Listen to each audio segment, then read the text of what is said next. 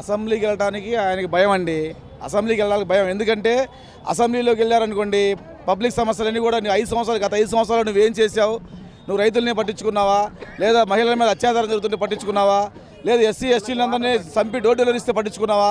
దేని మీద press meet పెట్టావు? నువ్వు ఏం చేసావు అని చెప్పి అడుగుతారని చెప్పి అసెంబ్లీ భయంతో ఆయన కళ్ళగొలు కబుర్లు కమ్ముకుంటూ చెప్పుకుంటూ ఏదో దొంగ కనుక దొంగ అన్నట్టుగా వచ్చేసి ఇక్కడికి ఏదో గుట్టకాల్చి చేయాలని చూస్తున్నారు తప్పితే ఈ యార్డు మిర్చి యార్డు ధరలు ఇప్పుడు కూడా ధరలు బాగానే ఉన్నాయి. మంచి కాయలు అయితే ధరలు ఉన్నాయి. కాకపోతే ఎక్కడో శ్రీలంకలో ఎక్కడి నుంచో వచ్చే ఎక్స్పోర్ట్ ఆగిపోయిన దానికి ఏ గవర్నమెంట్ అయినా ఎవరైనా చేసేది పరిస్థితి కాదు అది.